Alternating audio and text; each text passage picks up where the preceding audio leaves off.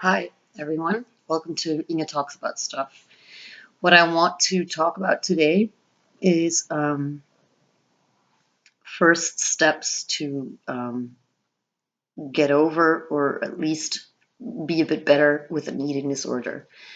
I suffered myself, or maybe in a way still suffer from an eating disorder. Sorry.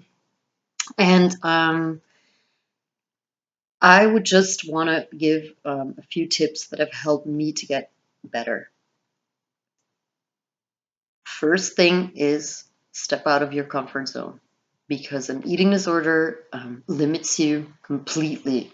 It limits you into what you can eat, what you cannot eat, when you can eat, like hours. Um,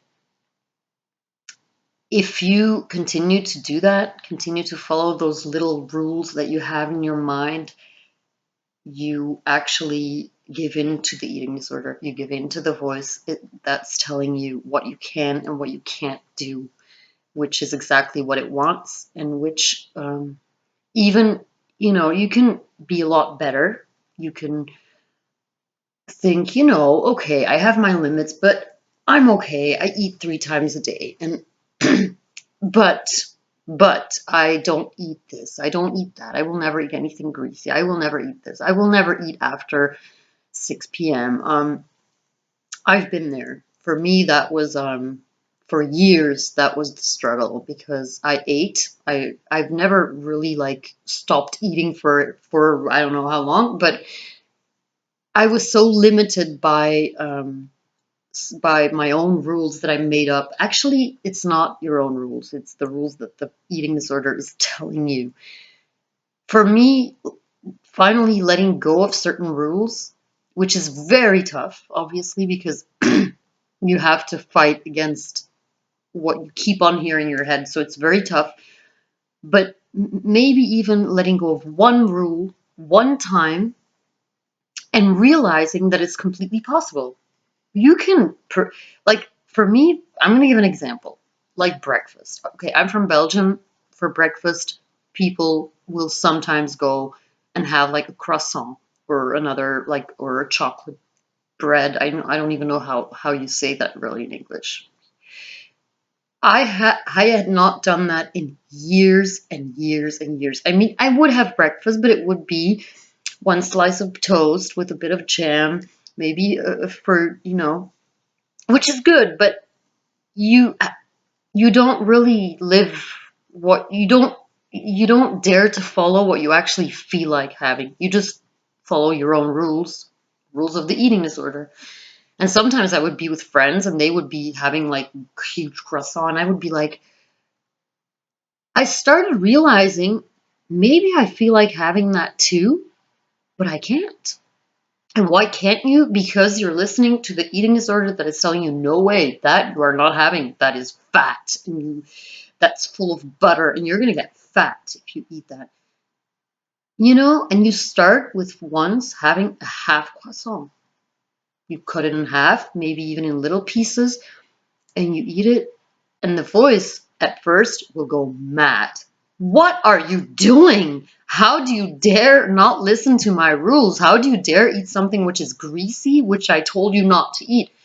And you're just going to say, I'm eating it anyway.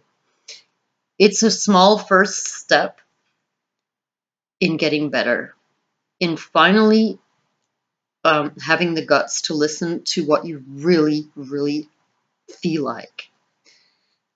That was my first step. Letting go of certain rules, letting go of certain products that you can't eat, and letting go of hours when you can or cannot eat. Like, the eating disorder had told me that eating after 6 p.m., no, because you're going to get fat. And then, once you go to a restaurant with friends and it's like 7 and you're like, oh, I can't eat now because it's too late. Do it though. Do it and tell the anorexic or eating disorder voice, fuck off. I'm eating now. I'm eating now because I'm hungry. I'm with friends. I'm not going to get fat because I eat once a bit later. No.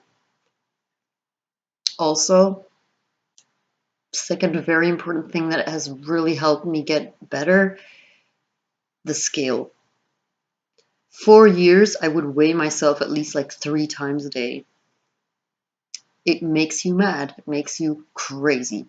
You wake up, you go to the bathroom, you weigh yourself. Naked, obviously, because you want the exact number. And every time that you feel that your weight is too high or not what you wanted, or maybe even too low or whatever, it will influence your whole day on what you're going to be allowed to eat for that day. It, it's very unhelpful. I did not get rid of my scale, but I stopped weighing myself daily, realizing, weight can really do this. So it's not an indication if you weigh yourself in the morning and it's a bit higher or lower than the other day, may mean nothing. So that's my second advice, which has really helped me get further and realize I do not want this eating disorder to define my life, to define my day and what I'm going to do with it. So it's a start. Baby steps. Baby steps are very important. Baby steps are the beginning of healing.